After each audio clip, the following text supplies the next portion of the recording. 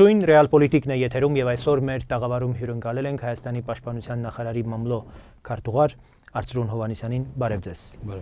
Մենք ամեն ժամ թարմ լուրեր ենք սպասում եւ ստանում Հայաստանի Պաշտպանության նախարարությունից, Լեռնային Ղարաբաղի Հանրապետության Պաշտպանության բանակի համապատասխան վարչությունից այս պահին ինչ վիճակ ունենք սահմաններին եւ ինչ ենք սպասում։ Ինչպես գիտեք, մի քանի օր շարունակ հակառակորդը շատ լարված է պահում սահմանին իրավիճակը։ Սկսած հուլիսի 25-ից։ Այո, սկսած հուլիսի 25-ից։ Տարվա ընթացքում էլ են եղել այդպիսի լարված կարճ կտրվածներ, բայց այս անգամ մի քիչ ավելի երկար եւ տևական եւ ավելի սաստիկ, այո։ Պետք է ասել, որ եւ ՀՀ ադրբեջանական եւ ԼՂՀ ադրբեջանական սահմանին լարվածությունը գրեթե նույնն է, չի տարբերվում շատ առանձնահատուկ, մասնավորապես Տավուշի հատվածը։ Այս պահին եւս շարունակում մի պահ կարծիք կար, որ Ղարաբաղում ավելի ուժգին է։ Օրեր են լինում, որ Ղարաբաղում ավելի շատ է լինում, դիվերսիոն արձակումների ընդհանուր տեսակարգ քանակը եւս մի քիչ շատ է Լեռնային Ղարաբաղի հատվածում, բայց հաշվի առնելով, որ ԼՂՀ սահմանը նաեւ ավելի երկար է, ավելի մեծ է, ըստ էության Տավուշը մոտավորապես նույն խտությունը ունի։ Այո, հասկացա։ Այս պահին նորից մնում է որոշակի լարվածություն, երեկոյան, հատկապես գիշերը նորից շատ էին կրակել, չնայած պետք է հատուկ շեշտենք, որ ոչ թե իրենց խելամտության կամ խոհեմության արդյունքն է, այլ մի քանի չստացված դիվերսիաներից հետո շուրջ 2 գիշերը դիվերսիաների չեն դիմել։ Կոնկրետ ներխուժման փորձեր չեն արել։ Ուղղակի կրակել են։ Ուղղակի կրակել են, փորձում են կրակել, փորձում են շատ կրակել եւ տեղ-տեղ դիպուկ կրակել։ Ցավոք մենք երեք ԼՂՀ-ում էլի ունեցանք կորուստ։ Այո, 71 թվականից ծնված Քարվաճարի մասին է խոսքը։ Այո, Քարվաճարի հատվածում, բայց մենք նորից պատժեցինք այդ ուղղությամբ, նույն կերպ դիպուկ հարներով ենք պատժել եւ այս պահին նաեւ օգտվելով առիթից ուզում եմ ձայնս լսեցնեմ Ադրբեջանի ժողովրդին եւս, թող չլռեն, թող իմանան, ինչպես մենք այսօր հետևեցինք մամուլում, նրանք այդ կորուստները չեն տվել։ Մենք հետևում ենք մոտավորապես ինչ չեն հրապարակում։ Այո, չեն հրապարակել, ոչ քանակ, ոչ անուն, ոչ քանակ։ Իդեպ այստեղ եւս մարտավարություն փոխվեց։ Ունեինք, որ 2 հոգի այսօր 2 հոգի ինչ որ բայց իրականությունը։ Այո, 2 հոգի ընդ որում ես կարծում 2 հոգի դրանք հստակ չէին էլ ասել ինչ պատճառով են կորուստը։ Իրենք ասում են որ ներքին ինչ որ այո, այսպես։ Այո։ Գիտեք, այստեղ եւս կա մարտավարության փոփոխություն, դե առանձնահատուկ նայենք այս 25-ից մինչեւ այսօր ինչ կատարվեց։ Առաջ որ իրանք պահեցին իրենց կորուստները։ Երկրորդ օրը քանի որ ահավոր շատ էր, այլևս չկարողացան։ Մաս-մաս։ Այո, մաս-մաս դուրս տվեցին։ Երրորդ օր հասկանալով որ դա լուրջ ռեզոնանս է առաջացնում, նորից սկսեցին պահել։ Եվ հատկապես որ մի փոքր արանք կա 2 օրվա, 1 օրվա արանք կա, կորուստները շատ չեն եղել, նորից են պահում գրեթե լիովին։ Եվ այստեղ պիտի նորից ասենք, որ ժողովուրդը պիտի իմանա ադրբեջանցի, որ իրենց զավակները, իրենց քաղաքական ղեկավարության արկածախնդրության պատճառով այս կորուստները կրում են եւ շատ-շատերը այսօր չեն կարողանում իրենց երեխաների հետ կապ հաստատեն, որովհետեւ անունները չեն տալիս, դիակներն են պահում եւ այլն։ Ընդ որում այդ ամենը իրանք փորձում են տեղեկատվական դաշտում ուղիղ հակառակը պատտեսնել, այսինքն իբր մեր մոտ է նման վիճակ։ Լավ, ընդհանուր ռազմական փորձագետները ասում են, որ ամեն օր չի կարելի դիվերսիա անել։ Դիվերսիան ի վերջո հանկարծակիի բերելու համար է։ Դա կարելի անել ժամանակ առ ժամանակ։ Ամեն գիշեր կարելի է դիվերսիա անել եւ այսպես փորձել, երբ որ մենք արդեն զգոն ենք, երբ որ մենք արդեն հավելյալ միջոցներ ենք ձեռնարկել, մեր զինվորները ավելի այսպես ուշիմ են, ավելի պատրաստ են։ Այս մարտավարությունը որքան կարող է ձգվել եւ ինչ դիվերսիա է սա։ Արդեն դիվերսիա չի, ուրիշ անուն պետք է իրեն։ Այո, եւ ռազմական իմաստով սրա։ Այո, գիտեք, եթե մենք ճիշտ են ասում, բայց ցավոք հակառակորդի գործողությունների տրամաբանության այլանուն դեռ չենք կարողանում տալ։ Հասկացա։ Շատ չի տեղավորվում չափորոշիչների մեջ, այո։ Գիտեք, եւ դրական իմաստով, եւ բացասական իմաստով մենք այս պատերազմի մեջ, ես ինքս պատերազմների տեսություն ուսումնասիրող անձ եմ եւ պետք է ասեմ, որ իմ համար շատ լուրջ գլուխ կոտրուկներ կան այստեղ։ Որպեսզի վերլուծենք, թե սա տեսական առումով ինչ լեզու է, ինչ մարտավարություն է, ինչ մոտեցում է։ Բայց ոչ թե որտեվ իրենք այդքան շատ լավն են, այլ տրամաբանորեն հակառակը, բայց չեմ էլ ուզում, գիտեք, ես ավելնորդ, ասենք, մեծամտություն, այո,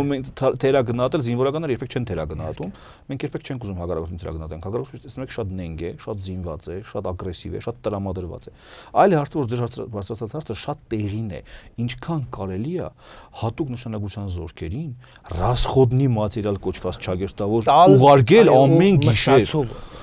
Ես պիտի ենթադրել, այս պահին պիտի ենթադրել, որ Ադրբեջանի նման ուժերն անգամ հալվում են եւ շատ արագ են հալվում։ Իրենք ի վերջո անսպարտ չեն։ Գիտեք, ամբողջ աշխարհում հատուկ նշանակության զորքերի կիրառման մասնավոր դեպքեր կան։ Եթե անգամ ասենք ինչ որ մեկը Սեալի կամ չգիտեմ Ալֆայի, այո, եթե ասենք Ալֆան կամ Սեալը ամերիկյան կամ Դելտան ինչ որ հաջողություն է ունենում, ինչպես մենք մինչև օրս մենք ռեզերվներին եւ մեր հատուկ ուրեմն այդ նշանակության զորքերին ձեռ չենք տվել, նրանք ուղղակի պատրաստության մեջ են, այո, եւ մեր պայմանագրային զինծառայողները իրենց սովորական ծառայությունն են։ Շարքային զինծառայողներն ենք խնդիրը լուծում։ Եվ մենք այսքան կորուստները կարողացել ենք հասնել ադրբեջանցիների այսքան կորուստներին շարքայինների ձեռքով։ Այո, բազմիցս անգամ նշվել է պաշտպանության նախարարը միշտ ասում է ժամկետային զինծառայողները մեր ամենաոսկյա ռեզերվն են այս առումով։ Իրանք են հատկապես պատրության մատնում հակառակորդի հետ գեր պրոֆեսիոնալներին։ Եվ այն հիմա մեր ժողովրդի մեջ էլ հիմա այսպես տագնապ կա, ինչու այդ հատուկ ծառայության մեր զորքերը չեն դրվում գործողության մեջ եւ ինչու ենք մենք առաջի գծի վրա ուրեմն շարունակում այսպես պահել զինվորներին այս մասով։ Գիտեք, քանի որ ի վերջո պատերազմը ամեն րոպե հավանականություն ունի եւ մենք ինքներս չունենք այդ ոսկյա, չգիտեմ, ռեզերվների ինչպես մեծ պետությունները ունեն, մեր առաջնագծի զինվորը եւ այս պահի խելամատում կանգնածն է եւ մարտական առաջնահերթ խնդիր լուծողը։ Եվ գիտեք, մենք ունենք կորուստներ, շատ ցավալի է իհարկե մեր կորուստները, բայց եկեք տեսենք, թե մենք այդ նույն կորուստների ուրեմն եւ այդ շարքայինների շնորհիվ ինչ մեծ հակարված ենք տալիս հակառակորդին։ Եվ գիտեք, այդ մեր զինվորները նույն լայնամասշտաբի ժամանակ էլ են նույն խնդիրը կատարելու, մենք ոչ մի կասկած չունենք։ Եվ մեր ժամկետայինները վերջը մեր հիմնական զինվորն են, մեր հիմնական զորքը ժամկետային զինծառայող է։ Ճիշտ է, մենք շատ դանդաղ գնում ենք պայմանագրայինների հիմունքներին, բայց դա process է, որ նյութատեխնիկական մեծ ծախսեր է պահանջում եւ մենք դա միանգամից անել չենք կարող։ Մենք դատապարտված ենք ունենալ մշտական այս երկու համալրման սկզբունքները իրար հետ։ Մենք պիտի այս պահին այո մեր կորուստը, մեր ցավը, մեր վիշտը ուրեմն հիշենք, հարգենք, բայց պիտի հպարտանանք, որ մեր ժամկետայիններն են հիմնական խնդիրը լուծողը։ Եվ գիտեք, մի անգամ այցել են Խրամատ, մի անգամ տեսնենք այդ վիրավոր տղաների դեմքերը, դուք հասկանաք, որ ուղղակի կարելի է ամաչել, որ մենք ստեղ լացուկոցով ենք փորձում զբաղվել։ Այդ տղաները ուղղակի հերոսներ են, իսկական հերոսներ։ Եվ այն բոլոր խոսակցությունները, որ գիտեք, նախկին սերունդը չգիտեմ ինչ էր, նոր սերունդը չի կռվում, առաջվա նման հայրենասեր չի եւ այլն, մեր նախարարը մի լավ խոսք ասում է, բարեբախտաբար չագերներով մեր բախտը մեր հարևաններով բերել է, մեր հարևանները մի ստիպում են, որ մենք զգոն լինենք։ Մեր բոլոր սերունդները այդպիսի հերոսական են լինելու։ Վերջին օրերին մենք քիչ թե շատ ավելի հանդարտ վիճակ ունենք եւ սպասում ենք լարումի, թե այս միջազգային աննախադեպ արձագանքը ՆԱՏՕ-ի կողմից, Մեծ Բրիտանիայի կողմից, Ռուսաստանն է առանձին, կարծես թե նախաձեռնությամբ հանդես եկել եւ առաջիկայում նախագաների հանդիպում է սպասվում եւ մշտապես նախագաների հանդիպումից առաջ հենց Ռուսաստանի միջնորդությամբ մենք միշտ ունենում ենք աննախադեպ լարում սահմանի, այսպես օրինաչափ մտավախություն ունեք, որ գիտեք, ձեր հարցը շատ տրամաբանական, նախորդ հարցի հետ կապեմ, ձեր տված, այսինքն եթե մենք առաջնորդվենք զինվորականի առողջ լոգիկայով, չպիտի լինի, որովհետև ինչ եք կարծում, հատուկ նշանակության զորքերը այսքան վնաս կրելով, ինչի պիտի շարունակել ուղղամտորեն առաջ գնալ, չէ՞։ Հաշվի առնելով այո մեր հակառակորդի այդ անկանխատեսելի տեսակը, որովհետև ներքին այսօր լարումները իշխանության դեմ, որովհետև նախկին պաշտպանության նախարարը խոսում է, ասում է, որ այս ինչ ենք անում եւ ում համար էր այդ ամբողջ զենքը, որ մենք ձեռք ենք բերել, ուրեմն այդքան գումարներ ներդնելով։ Ես մի քանի տվյալներ ասեմ ձեզ, ուրեմն տեսեք, թվում է թե այո ոչ մի բան չի խոսում դրա օգտին, բռնություններ, ցնցումներ ներքին, իրենց մոտ նաև մենք մինչև հիմա չէինք ուզում, չենք իրանց նման չենք նախ հարցակ լինում, բայց ասեմ, իրանց մոտ կա հավաք, ինչը մեր մոտ չկա։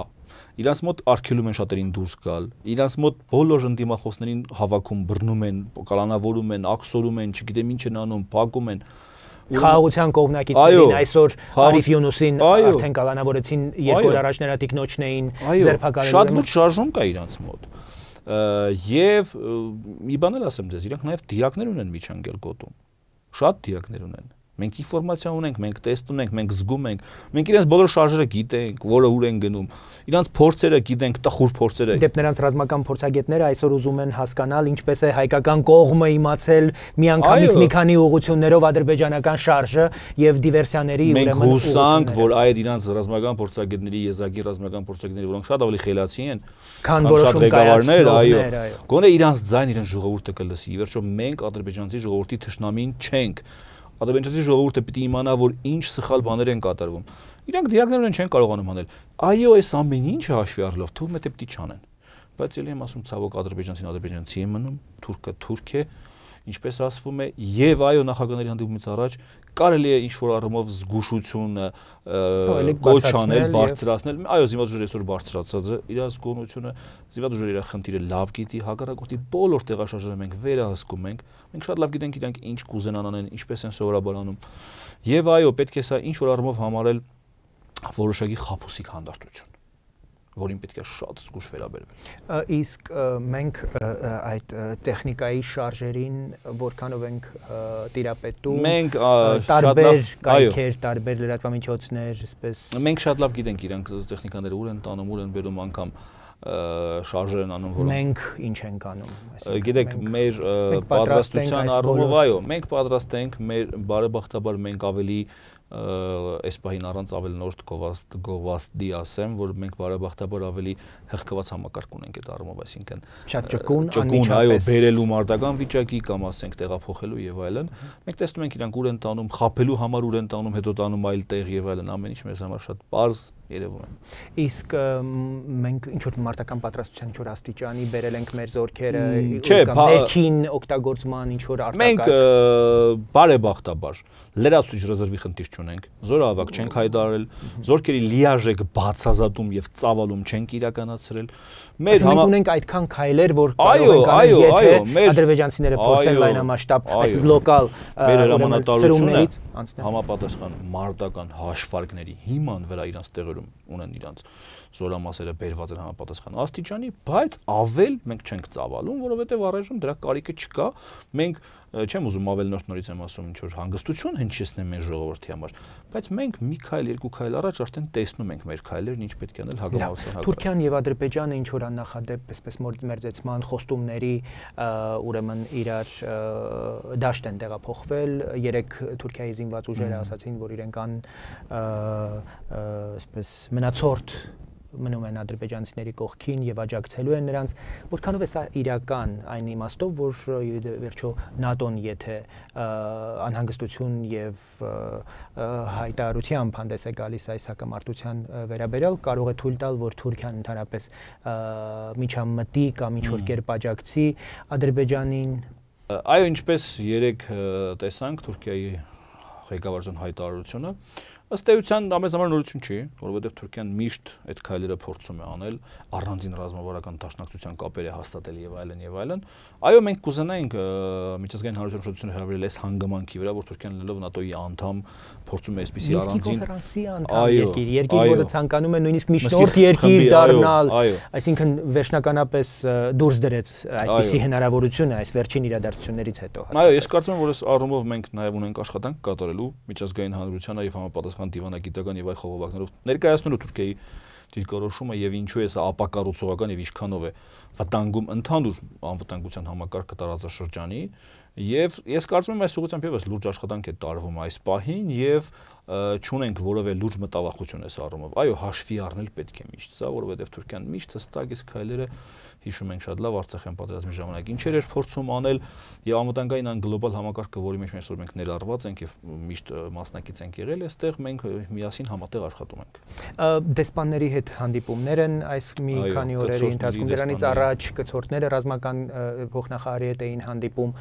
սրանք սովորական թե արտակարգ ինչ որ առումով արտակարգ, այո, ըստ իրավիճակի ցույց տալու Մինսկի խմբի համանախագահող երկրների դեսպաններին իրական վիճակը եւ այն փորձերը, որ Ադրբեջանը փորձում է նաեւ այն քայլերը Հայաստանի նկատմամբ հատուկ ինչ որ պատժամիջոցներ պահանջել միջազգային հանրությունից եւ այլն։ Այո, այս առումով եւ պետք է ասենք, որ Պաշտպանության նախարարը անձամբ ուրեմն այս առումով խոսել է Վրաստանի պաշտպանության նախարարի հետ, Ամերիկայի դեսպանի հետ խոսակցություն տեղ ունեցավ, այսօր Ռուսաստանի դեսպանի հետ տեղի ունեցավ խոսակցություն, մեր համապատասխան ուրեմն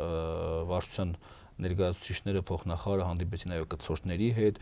շնորհակալ ենք շատերի ուրեմն արդյունավետ դիրքորոշումների համար, անհանգստություն են ցուցաբերել տեղի ունեցող եւ ռազմական լուծմանը կատեգորիկ էսպես։ Եվ շատ շնորհակալ ենք, որ բոլորը շատ առողջ այս առումով կատեգորիկ դեմ են ռազմական լուծմանը, ինչը ըստ էության այս ամբողջ գործընթացում մեկ ընդամենը խանգարող ունի Ադրբեջան։ Այսինքն մեկ կողմ կա, որ այս ամեն ինչը չի ընդունում ընդհանրապես։ Մենք առավելապես այս կողմնակիցն ենք։ Այսինքն մենք ունենք դաշնակից միջազգային հանրության, միջազգային հանրությունը բարեբախտաբար մեզ լիովին հասկանում է, լիովին, որովհետև մենք միջազգային հանրությունից էլ ավելի շուտ էինք խոսում, որ պետք է լիցքաթափվի, դիպուկահարներ հանվի, դիվերսիաներ չկատարվի, ուրեմն ավելի մերձեցվի միջանկյալ օղակում շփումները, Պաշտպանության նախարարը բազմիցս հայտարարությամբ հանդես եկավ եւ ասաց, որ ես առաջարկում եմ իմ գոլեգայի հետ ունենալ հեռախոսակապ, զանգել, իր վիճակը լիցքաթափել, ասելով բեր, գիտես ինչ։ Նախորդ նախարարի հետ կարծեմ կար այդպիսի հնարավորություն։ Սկզբից քննարկվում էր, հետո վախեցավ, անկեղծ ասած, Աբիևը եւս քաղաքական վերնախավի վրա էր գցում այդ ամեն ինչ ասելով, թող իրանք որոշեն, չգնաց այս քայլին։ Այս նախարարը էլ ավելի անադեկվատ է այս առումով, չի էլ փորձում որևէ ուրեմն շփումներ ունենալ։ Հայկական կողմը դեռ Սերժ Սարգսյանի նախարարի ժամանակ առաջարկել էր ուրեմն գնդի հրամանատարների միջև ունենալ հեռախոսակապ։ Այսինքն առաջնագծի հրամանատարները իրար կարող են խոսել, գիտես ինչ կա, եթե պատահական մի զինվոր հերոսությունը փորձեց ցուցաբերի կամ զգուշություն, բերեք լիցքաթափենք, ինչի իրար սպանենք, ինչի իրար կոտորենք։ Բայց ինչպես գիտեք, ադրբեջանական կողմը չունի այդ ընկալումը, չունի այդ ուրեմն քաղաքակիրթ մոտեցումը այս հարցերի, փորձում է իր այդ բարդույթը անպայման հաղթահարել, որ ինքը պարտված է, փորձում է իր ոչ լիարժեք ազգ լինելու հանգամանքը այստեղ լուծել այս կոնֆլիկտի մեջ։ Եվ մյուս բարդ հարցերը, որոնք իրենց ռազմաքաղաքական ղեկավարությունը միշտ փորձել է առաջ մղել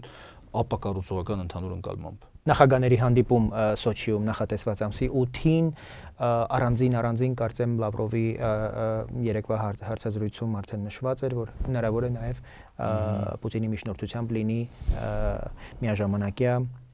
ընդհանուր հանդիպում, ինչ ակնկալիք ունենք։ Սպասելիք ունենք։ Գիտեք, սպասելիք միշտ ունես։ Զինվորականը, ով առաջնագծի պատասխանատվություն է կրում սահմանի,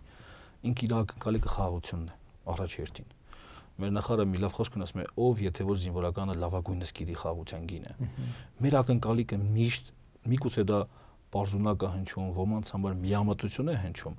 թեկուզ մեր ժողովրդի որոշ հատվածի, բայց մենք ակնկալում ենք ռացիոնալ ընկալում, ադեկվատություն հակառակորդի կողմից, որպեսզի ի վերջո մարդիկ են զոհվում։ Ի վերջո մենք ցավակցեցինք անգամ ադրբեջանցի զինվորների ծնողներին իրենց կորուստների համար։ Չենք ուզում այդ ամեն ինչը լինի, բայց ցավոք իմանալով հակառակորդի պահվածքը ավելի ենք զգուշանում այդ օրից հենց նախորդ օրից, այդ օրից եւ հաջորդ օրից, որովհետեւ փորձը ցույց տվել որ այդ օրին ավելի ուրեմն անադեկվատ են իրանք։ Ասելիք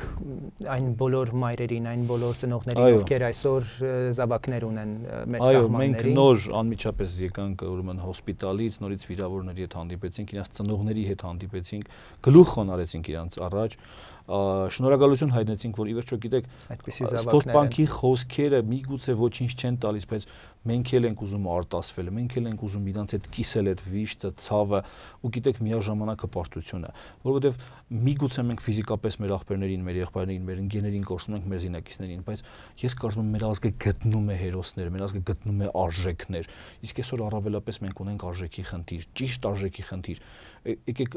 հասկանանք, որ մենք պատերազմի մեջ ենք, մեր պատերազմի մեջ մեր սերունդը, մեր երիտասարդները փայլուն են իրենց դրսևորում եւ իրանք իրենց հերոսական սխրանքները օրինակ են տալիս, որովհետեւ մենք Երևանում, չգիտեմ, մարզերում ամենուր այդ օրինակով մեր երեխաներին դաստիարակենք։ Հարկ իրենց։ Շնորհակալություն, ես հիշեցնեմ, որ իմ հյուրն էր Արծրուն Հովհաննիսյանը, Հայաստանի պաշտպանության նախարարի մամլո քարտուղար, մնացեք բարով, կհանդիպենք։